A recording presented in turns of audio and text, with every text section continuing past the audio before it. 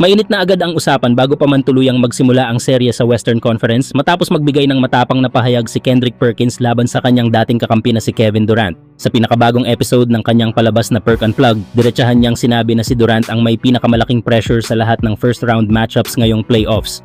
Ayon kay Perkins, hindi basta-basta ang sitwasyon ni Durant lalo na kung makakatapat niya ang Los Angeles Lakers na pinamumunuan ni LeBron James. Kahit pa 41 years old na si LeBron, iginiit ni Perkins na hindi ito dahilan para maliitin ang Lakers at lalong hindi ito dahilan para matalo si Durant.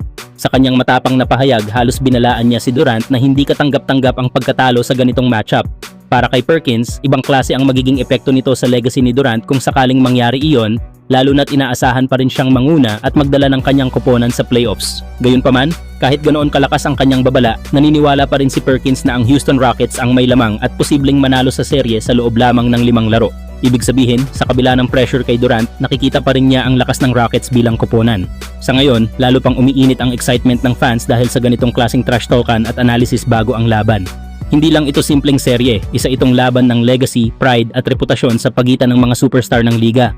Kayo mga idol, sa tingin nyo ba kakayanin ni Durant ang pressure o mas mananaig ang karanasan ni LeBron at ang Lakers?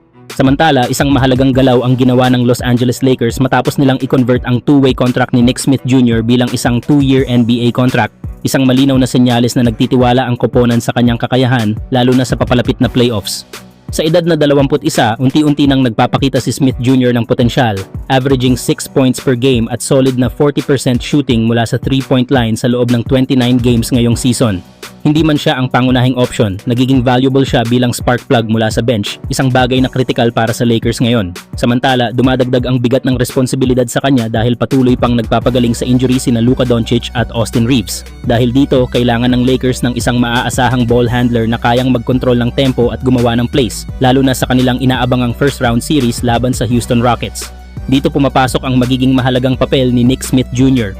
Bukod sa kanyang shooting, kaya niyang magdala ng bola, gumawa ng sariling tira at magbigay ng energy sa second unit, mga aspetong maaaring makatulong para mapunan ang kakulangan habang wala ang ilang key players ng Lakers.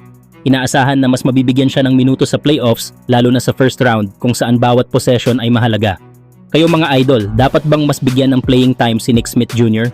Samantala, may bagong pangalan na umiikot ngayon sa radar ng Los Angeles Lakers at isa itong batang big man na may malaking potensyal, si Chris Sinac Jr.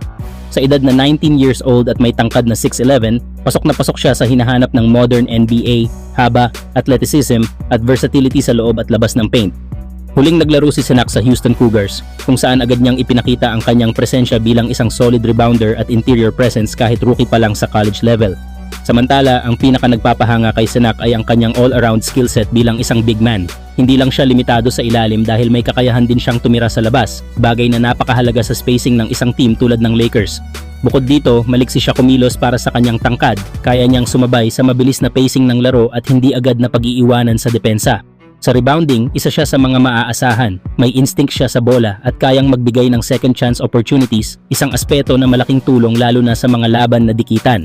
Sa kasalukuyang sitwasyon ng Lakers, kung saan kailangan nila ng lakas sa ilalim at dagdag na energy lalo na habang may mga players na nagpapagaling pa, pwedeng maging mahalagang piraso si Sinac.